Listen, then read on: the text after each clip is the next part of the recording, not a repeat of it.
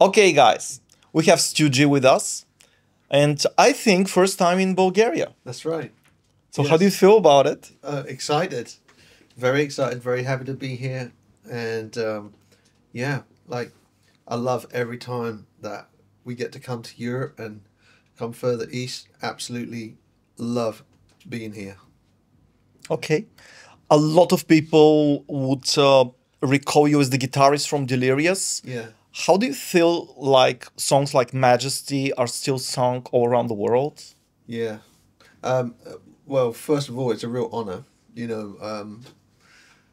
That's something that started as a response to an experience with God in a small room that was just me and him, and never intended it to be sung by anyone else, at the beginning. And so all these years later, for that song to still be being sung, it's really mind-blowing. And yeah, I'm just grateful.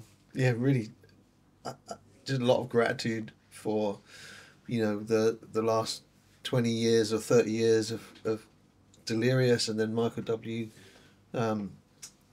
Just so super grateful, and grateful to be part of, in the past, writing songs with Martin, and that helped a whole generation in their faith.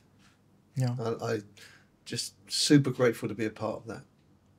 How do you feel the Christian music landscape has changed since the days of Delirious?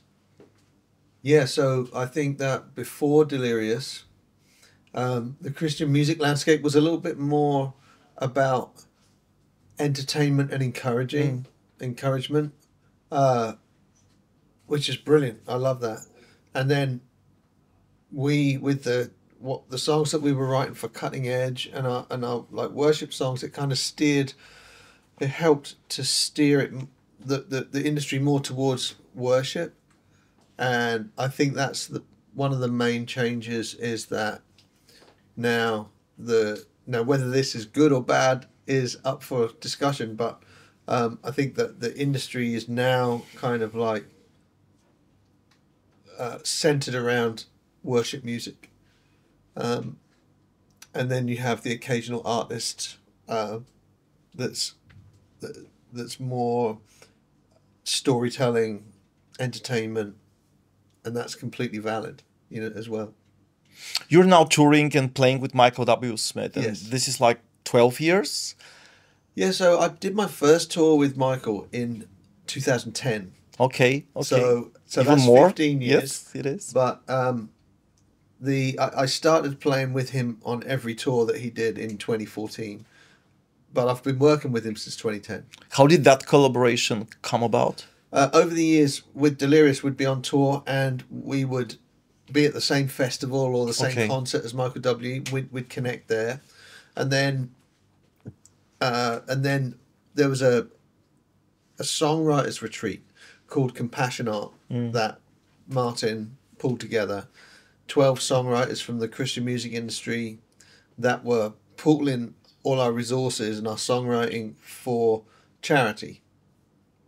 And Michael was on that, and we met there and, got to know each other, wrote a bit, and also we played the very first big church day out festival in the UK, and so did Michael, and so we connected there. So, there was like different connections over the years, and then it kind of grew into a friendship, and then Michael invited me to play with him. Okay, nice. Do you approach your guitar playing differently when you play for another artist compared to when you do your own stuff? Yeah, that's really an interesting question, because you're probably never really more at home as when you are playing your own music. Creative freedom. So that's the best scenario a lot of the times. But when you're playing for other people, you are. What I like about that is that you are trying to do your best for the song that is theirs. So you're trying to help that be the best you can. So I always say, even to worship musicians, we are in a service industry, and we're there to help the artist or the song.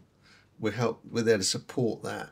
And so my playing in a session environment or a playing for other people mode is definitely like, how can I play music that serves them and their vision and their song. Yeah. So it does change a little bit. Yeah. Most of your life you lived in UK. Yeah. And then you have moved to USA. Yep. Do you find any cultural or spiritual differences between the Christian communities in both countries? Yes. In the UK, there's not such a big business around Christianity. You know, in the States, there are hundreds and thousands of churches, and they've all got different names, and they all, you know, like in Nashville, there might be over 900 churches, right? Quite a number. Yeah, and everyone has their own little thing.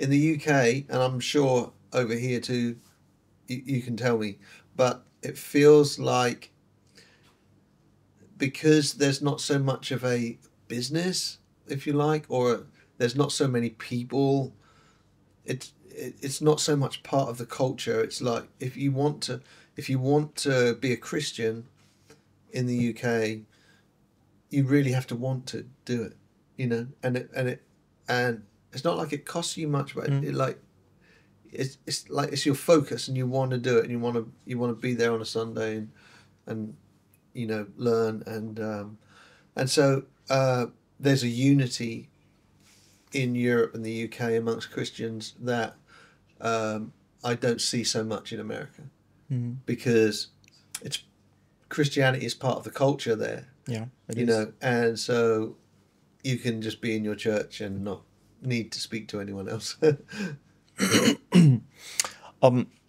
After so many decades in the music ministry, what keeps you passionate yet grounded? Firstly, I absolutely love what I do.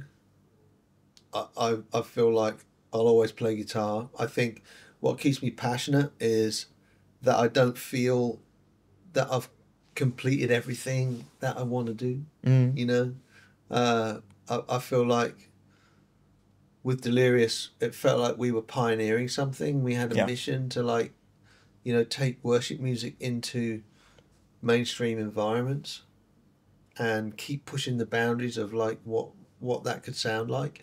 And I feel like I'm still on that journey. And then what keeps me grounded, friends and family. You know, friends and family, a good wife, good children. You know, that keeps you grounded. And also, after doing this for 30 or 40 years now, I feel like my next season has something to do with passing it on to people coming up behind, you know? Okay. Like a younger generation maybe. And so I'm hungry to, or I'm interested in passing on what I've learned from a lifetime of music and ministry. Wow. And you know, encouraging the next generation of pioneers. Yeah. If you could go back in time, what would be that thing that you would tell the younger STU G about the journey ahead? That's a good question.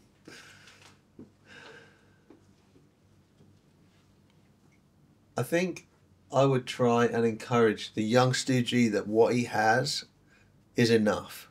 Like, it's good enough. Because I feel like when you are young, you're kind of striving to become something, to become someone. And along with that comes a lot of self-doubt, maybe, you know, and yeah. And so I think I would say, don't think about it too much. Like, what you have is enough. Do the work that's in your hands, you know. Fantastic. Yeah, I think that's what I'd say. What's that one message that you want to leave with your fans and listeners in Varna, Bulgaria, and around the world? Yeah. So years ago, for one of our wedding anniversaries, my wife and I went to Barcelona. Okay. and we visited the Sagrada Familia, and was just awestruck by the beautiful building. And we went up into one of the towers, and you could see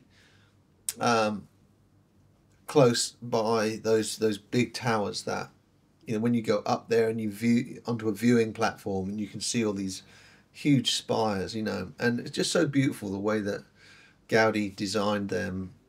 And up the side of these, when you get close, you could see that up the side of these towers, these spires, was written words like Hosanna and sacrifice and things like that. And I was struck by the idea of what Gaudi left behind were towers of praise. And that's always been something like, if I could leave behind a tower of praise, you know. And so that's what I would encourage other people to do as well. Like, let's live our lives to leave behind a tower of praise. Wow. Yeah. It's great. Thank you so much. Thank you. Thank you for all the answers and everything, and for tonight. Thank you. Very excited. We're really excited and looking forward to what will be happening. Yeah, yeah. When you mentioned Majesty earlier in that first question, I'm actually thinking about what do I do with some of these songs now that are being sung around the world, or that I've had an involvement in over the years. And so I'm drumming up some ideas to kind of reimagine a few of these songs. And so watch out for that in the future. We will. Yeah. We'll follow that. Yeah. Thank you again for coming here. Thank you. And it's been amazing, and we're really looking forward to tonight. Thank you so much. I'm looking forward to it too, very much. Thank you, guys.